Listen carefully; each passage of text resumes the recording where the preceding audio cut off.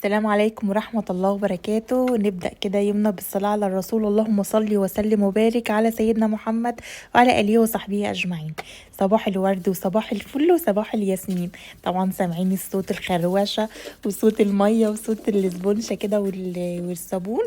هقول لكم بقى تعالوا نعمل ايه. روتين سريع كده، يعني الروتين اليومي بتاعنا مش حاجة كده من الأعماق، بس روتين سريع كده، بس يعني ايه، هتحسي كده براحة نفسية وريحة كده منظفات، يعني ايه، حاجة زي الفل. نبدأ يومنا كده الأول بالصلاة على الرسول، ونقوم نصلي كده ونحمد ربنا ونشكره على الصحة، والحمد لله وألف حمد وشكر على يا رب، وعلى البيت والحيطان اللي احنا قاعدين فيه. في الجو برد، طبعا الجو يعني الشتاء دخل كده ايه زي سلام عليكم فجأة كده. فالحمد لله، انا بحب الشتاء جدا، والله العظيم انا بحب الشتاء جدا، ما بحبش الصيف خالص. رغم ان بيبقى في التنظيف بقى والميه بتبقى ساقعه، نازله ساقعه متلجه، بس مش مشكله. هنبدأ بقى ايه، نغير كده الملايات، يعني روتين سريع سريع كده، لان انا كنت عامله الروتين شتوي كده من الاعماق ده، الكلام ده من يومين. فما صورتوش بصراحه، يعني لان طبعا ايه، كنت جايبه من اعماق الاعماق كنت شايله المراتب وكده. ف... فده بقى الروتين يومي كده. عايزه اقول لكم الكفرات المراتب دي تحفه. انا جبت واحد للكبير، السرير الكبير، واتنين للاطفال. حلو قوي. تعالوا بقى هنغير الملايات. عايزه اقول لكم بيحافظ على المراتب، ولو انت هتغسليها بقى كده، لان طبعا المراتب انا اصلا ما بيدخليش شمس، فانا كده بتنشأ كده على شويه شمس، ما بيدخليش خالص نهائي. الاوضه دي ضلمه صيف شتاء، فما بيدخلهاش شمس خالص، فمش هينفع اصلا ان انا اغسل المراتب كل يعني ايه، لما حتى تتبقع مش هينفع خالص. فجبت لها الكفر ده بيتشال، بتغسليه حتى لو وقع عليه ميه او وقع عليه اي حاجه على المرتبه. إيه، هو بلاستيك من تحت، قطيفه وفرو من فوق، بس بلاستيك من تحت، فهتغسليه فهيبقى سهل يعني كده، مش هيوصل للمرتبه حاجه. عايزه اقول لكم الشماعات دي انا جايباها علشان اطلع الشتوي بقى، مستنيه الدنيا تمطر علشان اطلع الشتوي، وشنطه الشتوي اهي. فجبت شماعات بقى ايه علشان اظبط الجواكت بقى والحاجات كده. أنا لحد دلوقتي لسه ما شتتش حتى اللولات، ما طلعتش الشتوي خالص ولا خريفي حتى. الجو عندنا برد بصراحة، من بقاله كده يومين وبتمطر. فقلت خلاص بقى، يعني ايه، انا حضرت الشماعات اهو، حضرت الشنط بتاع الشتوي علشان ايه، انزل بقى الدولاب كله عين الصيفي، واطلع بقى ايه الشتوي. مش شتوي تقيل يعني ايه، مش هيلبسهم برضو حاجات بكم، بس تبقى بقطن كده خريفي. اطلع السجاد بره بقى في البلكونه، يعني ياخد شوية هوا. حتى البلكونة كمان ما بتدخليش فيها شمس، يعني ما بيدخل الشمس دي، ما بشوفهاش. انا لما بكون نازلة الصبح ولا حاجة وبشوف شمس كده، يعني بحمد ربنا. شايفين يعني، عايزة اقول لكم ما فيش اصلا تراب طلع من الاوضه، لان انا لسه عاملاه الحمد لله من يومين. فبعمل بقى كده ايه، يعني دلوقتي من على الوش كده اللي هو اليومي بقى. فصلوا على الرسول لو وصلتوا لحد هنا. اللهم صل وسلم وبارك على سيدنا محمد. وبالله عليكي ما تنسيش ما تنسيش ايه ما تنسيش تعملي لايك علشان ترفعي لي الفيديو. إيه، انا بقالي كتير والله ما يعني بنزلش فيديوهات، يعني بنزل كل 5 ايام كده ولا حاجه. انا ماليش نفس والله العظيم اعمل حتى حلويات، يعني بسبب موضوع فلسطين ده. ربنا يا رب ينصرهم نصرا عزيزا يا رب، اللهم امين، ويحفظهم بحفظك يا رب. يا رب نستودعهم عندك يا رب. يعني انت خير الحافظين. ادعوا لهم دايما يا جماعه، والله العظيم. فانا ماليش نفسي انزل حلويات خالص والله، ولا ليا نفسي ان انا اعمل معجنات ومخبوزات. كنت في الشتاء، في بدايه الشتاء لازم اعمل معجنات كل يوم، ده على قناتي القديمه، بس يعني انا مسحتها دلوقتي. فانا هنا بقى ايه، بنضف تنظيفه سريعه كده. طبعا السجاده دي مش هشيلها لانها تقيله خالص. عايزه اقول لكم يعني كانت من اسوأ اختياراتي السجاد اللي هو الفرو ده، ما بينضفش بسهوله. إيه، لو في اي حاجه وقعت بتدخل ما بين الشعر كده، فحتى بالمكنسه ما بتنضفش الا لما لازم تنفضي السجاده. وان انت تنفضي السجاده كل يوم ده صعب، لانها تقيله خالص، يعني ما فيش دراعات بصراحه للكلام ده. فنضف بقى كده، اشيل كوبايه النسكافيه كده من مكان، يعني من مكان مصطفى من فطر وكده، هشيله ان هو نزل بدري. إيه، وقلت بقى ما انضف تنظيفه سريعه كده، لان عندنا الكهرباء بتقطع الساعه 4 بالظبط، من 4 لحد الساعه 6، فلازم قبل الساعه 4 لازم اكون مخلصه كل حاجه، واكون مخلصه الغدا كمان، ولو هنزل السوق لازم انزل بدري، فلازم اكون مخلصه كل حاجه. فلنا الله بصراحه، يعني الوضع صعب قوي. وعايزه اقول لكم الكهرباء جت امبارح، الميه قطعت من الساعه 6 لحد في ما جاتش الا الساعه 12 ونص بالليل او الساعه 1 كمان. فيعني حاجه والله العظيم، يعني استغفر الله العظيم يعني. فلنا ربنا.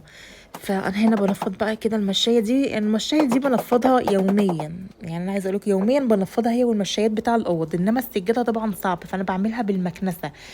السجاده الكبيره دي مش بنفضها، يعني لما اكون همسح بقى تحتها.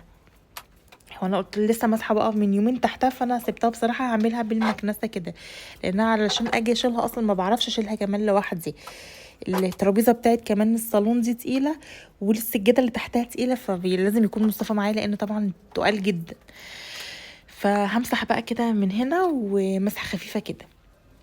عايزه اقول لكم حطيت بقى ايه في الجردل كده شويه معطر فريده، ده حلو قوي اللي هو بريحه النظافه، وشويه اوكسي كده، فبيخلي ريحه الشقه حلوه دايما يعني. وبرده بعمل نفس الكلام في الحمام لما باجي اغسل سيراميك كده، اهو شايفين لسه بتكلم اهو. اوكسي ده لما بستعمله على طول تخش تلاقي ريحه الحمام على طول نظيف. هنا سديت الحوض بقى وهعمل كده شويه ميه فيه، وهنزل بقى بشويه اوكسي كده عشان نغسل الحنفيات بقى والمعها كده بتلمع قوي، يعني ما بحبهاش يعني اللي هو البريل. لا مش بحب اغسل الحنفيات بالبريل، بحس انها بتغير، او الكابينه برضو كذلك. فبحب استخدم اللي هو الاوكسي المسحوق العادي، البودر العادي، بتخليها بتلمع كده وحلوه. لو وصلتي لحد هنا ما تنسيش تصلي على الرسول عليه الصلاه والسلام، وتنزلي تضغطي لي لايك. انا طبعا مش هصور الغدا، لان طبعا انا لسه هنزل السوق اجيب شويه حاجات كده. وعايزه اقول لكم عايزه انزل بسرعه برضو علشان الحق اخلص، لان بعد 4 بقى خلاص ما بعرفش اعمل حاجه بقى، بكون خلاص بقى بنتغدى. ممكن نتغدى كمان في الضلمه والله، يعني بتكون الكهرباء قطع، فممكن نتغدى في الضلمه، فمش مشكله بقى يعني نتغدى في الضلمه احسن ما اعمل الاكل في الضلمه. فيعني بعمل كل حاجتي سريع سريع سريع كده، لو هشغل الخلاط او كده، حتى لو ممكن اطبخ في الضلمه عادي ما عنديش مشكله، بس اكون مجهزه لو هعمل صلصه او كده عصير طماطم، فبكون مجهزه كل ده. يعني عشان ما احتاجش الكهرباء في حاجه على الكشاف بقى. يعني الحمد لله على كل حال، انا خلاص كنت رصيت الحاجه ورجعتها مكانها تاني.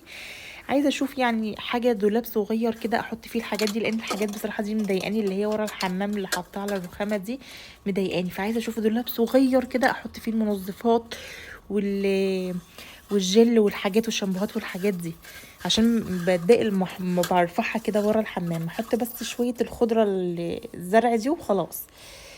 بغسل ارضيه الحمام برضو كده، بحط شويه مسحوق وبدعكها بالفرشه اللي هي بتاعت السلك دي، بتخلي بصراحه السيراميك بيلمع. وبعد كده بعملها بميه وبنشفها بقى بالشرشوبه عادي. طبعا شكل الرغاوي دي كده بيغسلك من جوه، صح؟ هتقومي تتنشطي دلوقتي وهتعملي كل حاجه، خلاصي حاجتك بدري بدري، زي على رأي المثل كانوا بيقولوا ساعة البدرية منسية. فعلا والله، لما تخلصي حاجتك كل ده وكل ده يعني هيبوظ تاني في ثواني. يعني على بالليل بتلاقوا العيال ما شاء الله مبوظين كل حاجه. فيعني لما تلاقي الشقه نظيفه كده بتحسسك براحه نفسيه والله، يعني انت ذات نفسك هتحسي براحه نفسيه حتى لو تعبانه، هتبقي وشقتك نظيفه هتحسي براحه نفسيه. مش مهم بقى تعملي اكل، اطلبي كشري. بس المهم ان انت تقومي تخلصي اللي وراكي. هنا مفيش طبعا مواعين، يعني لو ما بشغلش طبعا غسالة الاطباق على طول، بشغل غسالة الاطباق لما بيكون عندي مثلا طبخه وحاجات كتير وعندي حلال بقى وكده. وطبعا الالومنيوم ما بحطهاش فيها لانها بتحرق الالومنيوم، فالالومنيوم كده كده بغسلها على ايدي، بدخل فيها بقى الحاجات اللي هي التيفال والازاز والبلاستيكات اللي هي بتدخل في غسالة الاطباق، غير كده لا. فدول طبعا كوبايتين كده من مكان الفطار، وزي ما قلت لكم بقى كان في طبقين كده صغيرين وخلاص. يعني انا هغسلهم في ثواني كده وانتي واقفه في ثواني. فاستعيني كده بالله وابدأي يومك كده بذكر الله. وانا عايزه في افكار حلوه قوي، اللي هي الاذكار الصباح، لما تتعلق قدامك كده وتخليكي وانتي طول ما انتي واقفه تذكري الله على طول. فانا عايزه اطبعها ان شاء الله واعملها بلاستيك كده، بحيث لو جت عليها ميه او حاجه ما تبوش الورقه، ان انا اعرف امسحها يعني لو جت عليها ميه ولا حاجه. فانت حطيها. فالفكره دي عجبتني قوي، اللي هي اذكار الصباح والمساء تفضل محطوطه قدامك كده، يعني تردديها على طول. وتفضلي طول ما انت شغاله بقى اللهم صل وسلم، وتفضلي تصلي على الرسول كتير، اللهم صل وسلم وبارك على سيدنا محمد، هتلاقي نفسك خلصتي في ثواني. هنا كان بقى ايه، كان العيال جايبين فطير بالليل، وطبعا انا ما عملتش حاجه بقى، ما عملتش حاجه بالليل، لان قلت لكم الميه قطع والله ما جاتش الا الساعه 12 ونص او واحده تقريبا. ده المصطفى قاله لي لان انا نايمه الساعه 11. ف... فما عرفتش بقى اخلص من مكانه. بس كده خلاص، هروح بقى ايه، هفضي حبه الجبنه كده، الجبنه اللي شايفين حبه الجبنه الحادقه دول. طبعا عارفين المعلقه دلوقتي راحت فين. هفضيها في علبة التلاجة واحطها بقى في التلاجة، واغسل الرخامة بتاعتي وافضيها كده. انا ما بحبش الرخامة مليانة، ما بحبش احط عليها حاجات كتير او مجات او حاجات كتير. فانا الحاجات اللي في الجنب دي انا غسلاها وسايباها في الصف وهشيلها تاني، انما كركبة وحاجات كتير على الرخامة لا، ما بحبهاش بصراحة، بتأذي عيني بصراحة. فما بعرفش طبعا اللحظة دي بقى اول ما بتوصلي لها بتبقي خلاص ايه، قربتي ترتاحي. يعني قربتي، مش هترتاحي، لا قربتي ترتاحي. طبعا لسه في غدا، وبعد الغدا طبعا لسه في مواعين، فالمواعين ما بتخلص، وبعد الغدا ما تعملي المواعين في عشاء. فيعني ايه، المواعين بتتكاثر ما بتخلص. فلو هتعمليها اول باول كده فمش هتلاقي ان شاء الله حاجه. فهو كل ده انا عملت المطبخ ولسه كمان ما عملتش الغدا، فلما تعملي الغدا لسه هتعملي المطبخ تاني. فالمطبخ بيتعمل 3 مرات في اليوم. بالنسبه لي يعني، انا مش عارفه بقى انتوا بتعملوه كام مره. ده بقيه الفطار. طبعا انا البوتاجاز لسه غسلاه امبارح، وغسله السيراميك وراه وغسله السيراميك تحته. فكانت بقى ايه، في حته صغيره كده مكان مشاويط بتنجانه، بقعه صغيره كده، فدي هي اللي انا عاملها. انما البوتاجاز ما شاء الله زي الفل، ما فيهوش اي حاجه. انا عايزه اقول لكم غسلاه امبارح، مخلياه فل كده، بيلمع من بره ومن جوه ومن وراه ومن تحته ومن الجناب، بصوا من كل حته مخلياه بيبرق كده. فهو زي ما انتم شايفين هو بيلمع، مش ناقصه اي حاجه. بس انا مكلمه بقى خدمه العملاء علشان بيهبب من ورا، عايز يغير فونيات تقريبا، فهيجوا ان شاء الله يعملهولي. وهنا كنت خلصت المطبخ شطبته. وطبعا الشفاط ده زي قلته ما بيعملش اي حاجه، مشغلاه كشاف كده زي ما انتم شايفين، زي هوريهولكوا كده. دلوقتي شايفين مشغلاه كشاف زي ليد كده، انما ما بشغلهوش خالص لانه زي قلته ما بيعملش اي حاجه. شويه قران بقى كده في الراديو، وخلاص كنت خلصت. هنا بقى كنت خلاص الصاله اهو. وعايزه اقول لكم ده الميكرويف عايز يتصلح، فانا حطاه هنا. طبعا هيفضل محطوط كده يعني سنه كمان ولا حاجه، على مصطفى يفتكر ينزل وياخده معاه ويصلحه. فهو محطوط سنه كده كمان قدامه. الشفاط طبعا اللي فوق ده عايزه اركبه في المطبخ، فلازم يتفتح فتحه في السيراميك وحوارات. فانا سايباهم بره كده شويه على ايه، ما نشوف هعمل ايه. هشغل بقى كده شويه بخور. طبعا الانبوبه دي محطوطه لي في نص المطبخ كده. ما قفلتهاش عشان كنت هدخل المفروض الغاز، والغاز طبعا اتاخر، مقدمه عليه بقى لي سنه اهو، وده لسه ما دخلش يعني الحمد لله. فهي واقفه لي في نص المطبخ كده مضايقاني طبعا. هولع بقى شويه بخور وابخر بقى الشقه واوضه الولاد بقى لما يصحوا براحتهم خالص هبقى اعملها. فانا مش عايزه ايد عليهم نور على لغايه اما اخلص خالص. وزي ما قلت لكم البراويز دي انا مش عارفه بصراحه هي حرام ولا حلال، مش عارفه، بس هي ما فيهاش صور، هو ريش بس كده. وهنا في واحد واقع. انا كده بقى خلاص خلصت وخلصت. يعني انا عايزه اقول لكم هو ده مش روتين يعني، اللي هو من الاعماق، لا هو انا لسه عامله من الاعماق ده من يومين كده.